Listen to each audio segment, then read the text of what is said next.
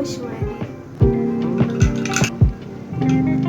امروز اومدم اینجا تا با هم راجع به کتاب نازنین فئودور داستایوفسکی صحبت کنیم. توی این ویدیو من نمیخوام کتاب رو اسپویل کنم یا چیزی از داستان رو نو بدم. فقط میخوام راجعش حرف بزنیم و یکم با هم دیگه بررسیش کنیم. این کتاب جزو کتابای مورد علاقه خودمه و دوست داشتم یکم بیشتر راجعش صحبت کنم. که طی این ویدیو خودم اطلاعاتم راجعش بیشتر میشه. برای اینکه یکم از داستان چیزی بفهمیم، من اول خلاصه پشت کتابو براتون میخونم.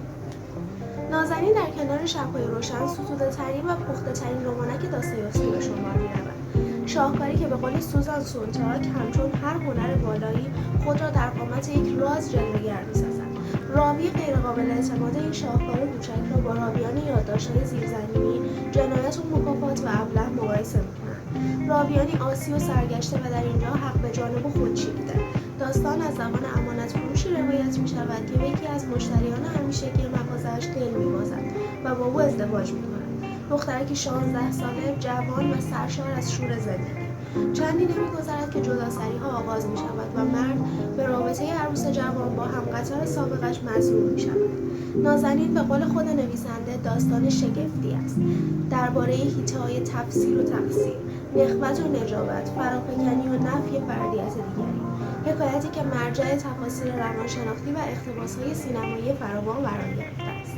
داستان همونطور که تو خلاصه شنیدید از زبون یه راوی خودشیفته و شاکی از همه چیز زندگی روایت میشه. اون کسی که عاشق شده اما بلد نیست چطوری عشقشو به کسی که دوستش داره نشون بده. اون دنبال اینه کسی که دوستش داره رو خودش دوباره از ابتدا تربیت کنه که این چیز احتمالاً اصلا قرار نیست ممکن باشه. فکر میکنه که همه چیز فقط اونجوری که اون میخواد درسته و هر چیزی یه جور دیگه اتفاق افتاده غلطه، اون دوباره باید بازسازیش بکنه.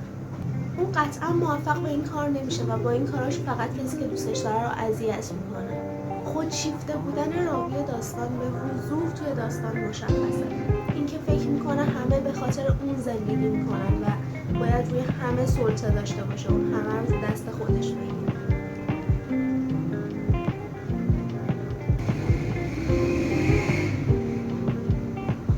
با توجه به چیزی که اول کتاب گفته میشه، یک سری فیلم‌ها با اقتباس از روی این کتاب ساخته شدن که من اسم همشون اینجا براتون میذارم.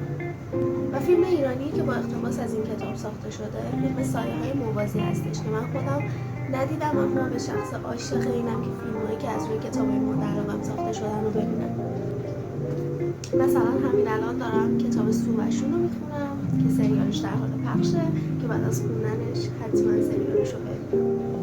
چیزی که من همین الان راجع به کتاب فهمیدم که این کتاب قرار بوده بیشتر بشه و قرار بوده زندگی نامه شخصیت نازنین در آینده و در بزرگسالی هم دنبال بشه، اما یه سری اتفاقات افتاده که نشده نویسنده ادامه اینو بنویسه. به گفته چت جی پی تی مثل اینکه نویسنده به خاطر فعالیت‌های سیاسی چون دور دستگیر شده و کتاب ناتمام. یه سری مفهوم‌ها و نقد و بررسی‌ها از این کتاب از چت جی پی تی و گوگل درآوردم و اینجا براتون میذارم که بخونید.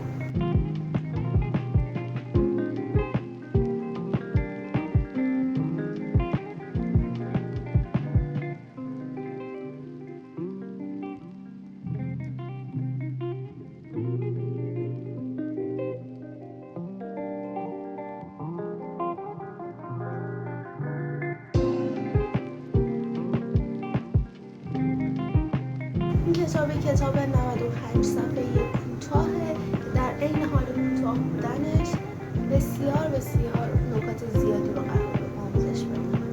اینکه بقیه هم به اندازه ما حق زندگی کردن و حق تصمیم گرفتن دارن و همه چی قرار نیست اونجوری که ما میخوایم و اونجوری که ما دوست داریم بگذره.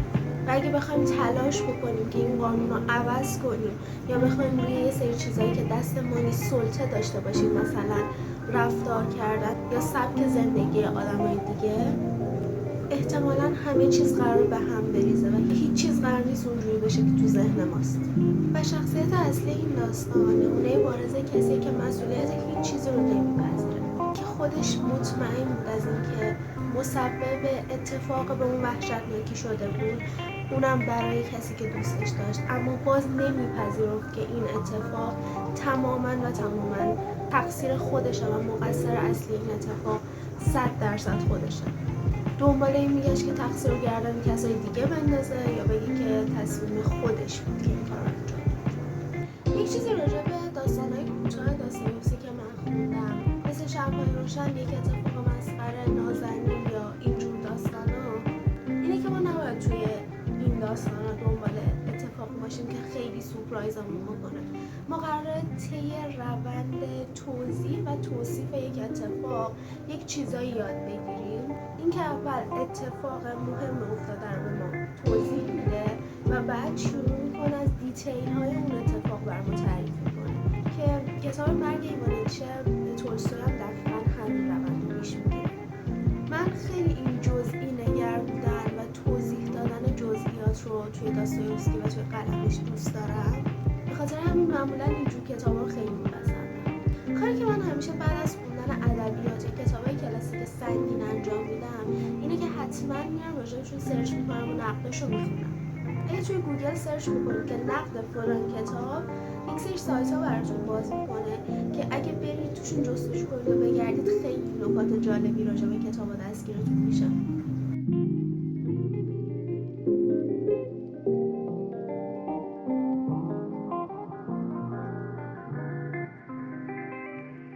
یا حتی میتونید از چت جی پی تی هم بپرسید و راجع به کتاب باهاش صحبت کنید. توی کتاب‌های داستایوفسکی هر کاراکتری سری ویژگی‌های شخصیتی و اخلاقی مختص به خودش رو داره که هر کدوم به ما نشون میده که توی شخصیتمون چه چیزایی رو لازمه که عوض بکنیم که از رخ دادن یک سری اتفاقات بد جلو بگیریم. اینجا ما متوجه میشیم که شخصیت اصلی اونقدری خودشیفته است که وقتی کسی که دوستش دارن و خودشیفتگی شخصیت اصلی داستان اونقدری زیاده که از اتفاقی که افتاده ناتوان شده و ناتوانی تمام وجودش رو گرفته، اما باز هم اونقدری اون غرور و خودشیفتگی درونش زیاده که نمیتونه بپذیره که اون یه کار اشتباهی انجام داده که باعث رخ دادن این اتفاق شده. و همون کاراکتری که توی داستان تحت عنوان نازنین ازش میشه، یه دختری که پذیرای همه چیز بود و با تمام ظلم‌هایی که از طرف شخصیت اصلی داستان میشد همیشه وقار و مهربونی خودش رو حفظ کرد و در آخرم در سکوت هممون رو ترک کرد. من خوندن این کتاب رو 100% پیشنهاد میکنم. ممنونم که ویدیوی من دیدی. من پرنیانم و توی چنلم ویدیوهای این شکلی میذارم. اگه خوشت اومد لطفا منو سابسکرایب کن که من انگیزه بیشتری برای ویدیو ساختن داشته باشم.